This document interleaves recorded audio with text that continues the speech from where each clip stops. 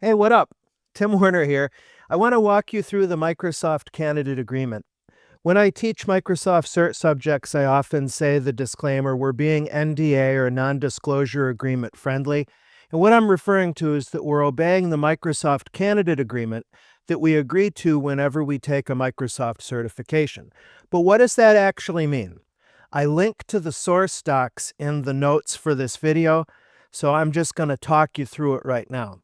What are you actually agreeing to when you click through into a Microsoft exam? Let's face it, most people are probably like, yes, I agree, click next, bring on the exam. You know what I mean?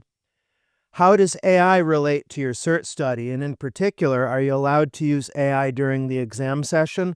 What's this about Braindumps that you mentioned? How does Microsoft share your certification results data and under what circumstances? What's normal versus what's potentially surprising? I've studied the literature. I've studied the candidate agreement. Let's get down to proverbial brass tacks. First of all, two places where you can read the candidate agreement in source. One would be at MS Learn in their credentials doc set. There's the Microsoft Certification Exam Candidate Agreement in full. And yes, it's a legalese document as you would expect.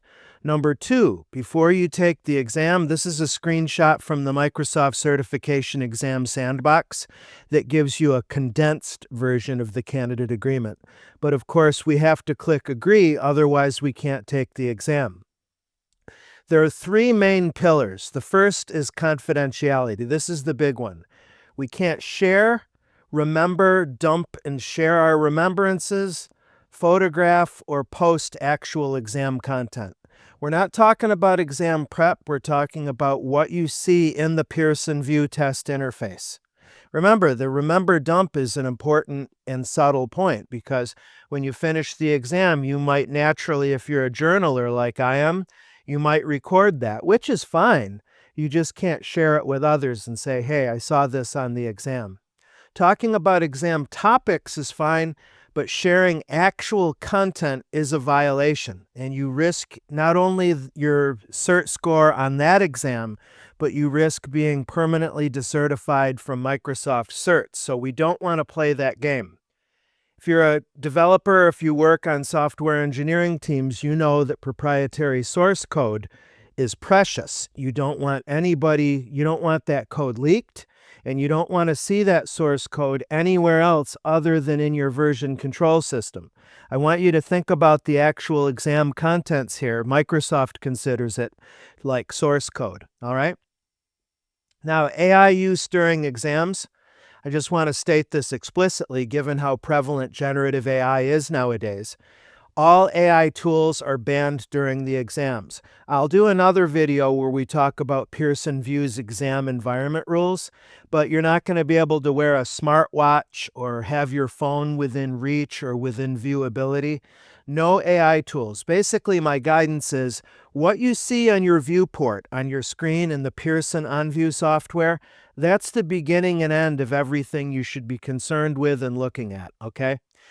In any way to assist you is verbiage from the candidate agreement. You don't have any external assistance. There's the OnView software, and then if you need help, there's the live Pearson VUE proctor, and ultimately everything else is coming from your gray matter because you're flexing your skills, abilities, and knowledge as you take the exam.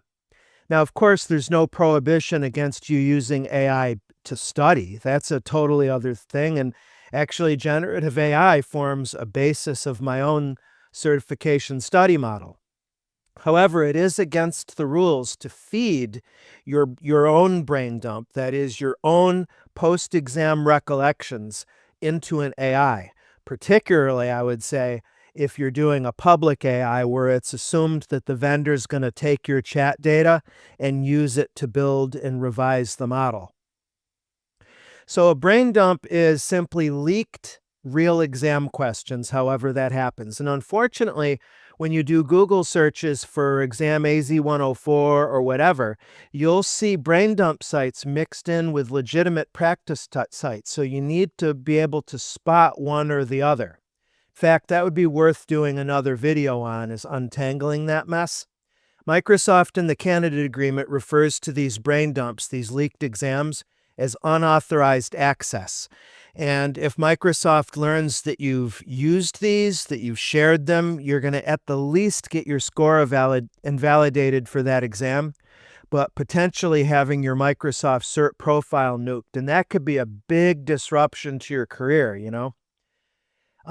Philosophically, I would also agree with my bullet point that using brain dumps ruins your prep because ultimately you're going to have to do the work. I've seen people cheat on cert exams in order to get a leg up on a tech interview, and then they fail the tech interview because they don't know what they're talking about. But sometimes I've seen people talk their way into a job. Ultimately, though, you know how to do the work or you don't. So, I mean, believe me, I'm not Mr. Virtue by any stretch of the imagination. I've made just about every mistake known to man and will probably continue to. Other category of what Microsoft considers to be misconduct on their cert exams is impersonation or taking the exam for someone else. Back in the day, many years ago, I remember that being a significant problem. It still is in certain parts of the world that have maybe a compromised Pearson VUE testing center where somebody will make money by taking the exam on behalf of other users. The good news is that now in 2025, with various biometric authentication factors, that this is much less of a problem than it was 10, 15 years ago. You also don't want to try modifying your exam scores or doing forging. One mitigation against this is the digital credential. For quite a while, Microsoft was using Pearson VUE Credly for digital verifiable credentials. Now they roll their own. But the idea with verifiable credentials is that they are much, much more difficult. I don't want to say impossible, because is anything impossible to bypass? But they're much more difficult to game than it used to be back in the old days when you'd get a printable, or you'd actually just get in the snail mail a certificate. And, you know, if you have some graphic design skills, you can cheat on those.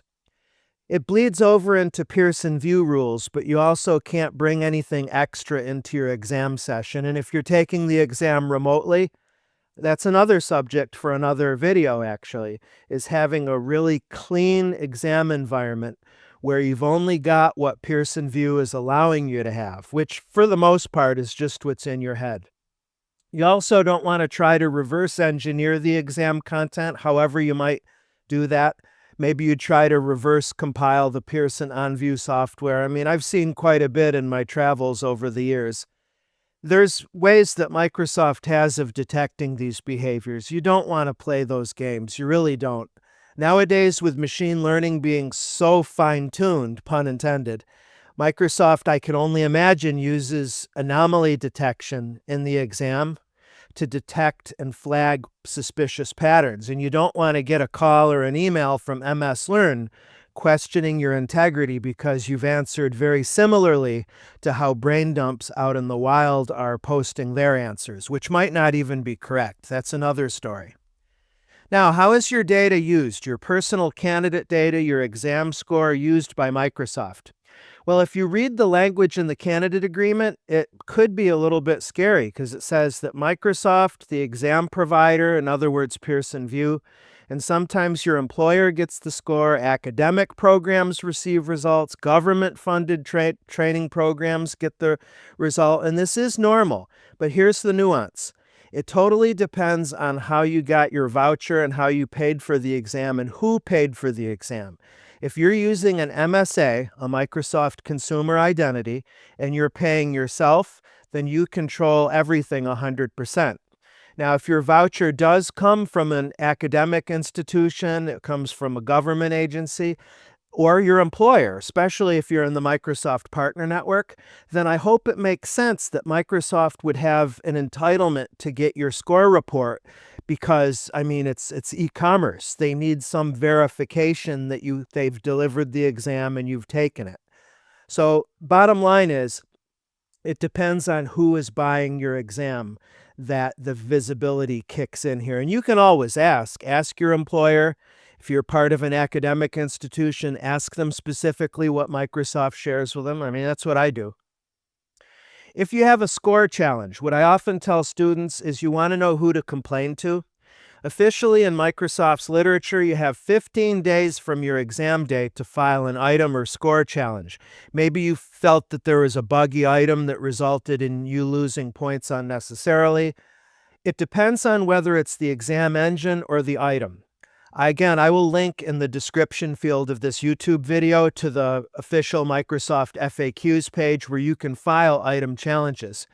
You should know, though, that after 15 days, MS Learn considers your score final. So if you do have a hunch that something went south on the exam content-wise that cost you some points, you'll want to file that challenge. Now, if the challenge is for a technical issue, a problem with the Pearson VUE Proctor or with the exam engine, then you're going to want to file a ticket with Pearson VUE. So it's going to be file a ticket with Microsoft if it's concerning your exam score and the exam contents. If it's the exam engine, that's Pearson VUE. Now, if you feel that your score is lower because of the exam engine, you might want to file a ticket with both Pearson VUE and Microsoft. All right, so we've got misconduct, we've got honesty, integrity kind of thing, don't share.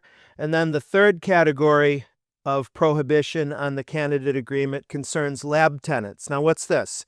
This is where you have a performance-based lab item on your certification where you sign into the Azure portal. This would be the Microsoft Learn MS or Entra ID tenant, your identity tenant. Those are provided only for exam use.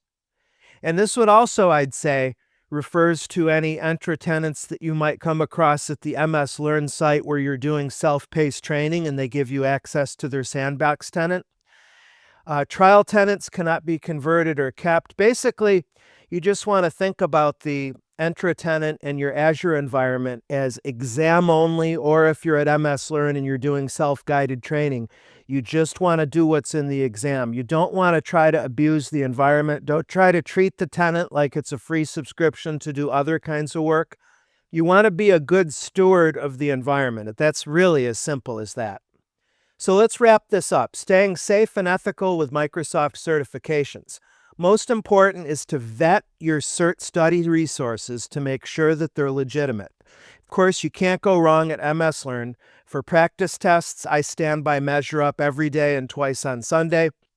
Microsoft official training, big ticket training from providers like Pluralsight, LinkedIn, to a degree Udemy, but you want to be careful with them. And again, take a little bit of extra time to validate that it's legit and not sketchy.